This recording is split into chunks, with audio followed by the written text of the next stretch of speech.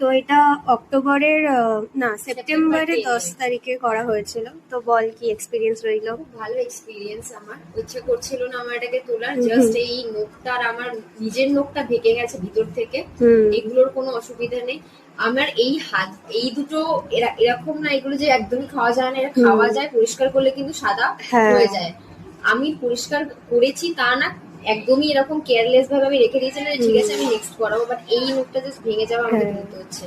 Otherwise খুব ভালো, খুব ভালো। দেখা একবার দুবার বাসন মাজা হোক, কাপড় কাচা হোক, সব কাজ কিন্তু খুব ভালো। হ্যাঁ, একদমই লিফটেড কিছু হয়নি, একদম অ্যাজ ইট ইজ রয়েছে। আর এই নখের এই কালার টালার কোনো কিছু করে না, মানে ফেড হয়ে যাওয়া বা কোনো কিছু। তাহলে মোটামুটি কতদিন স্টে করলো?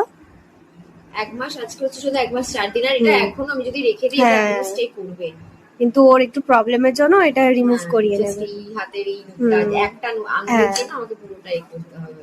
ঠিক আছে।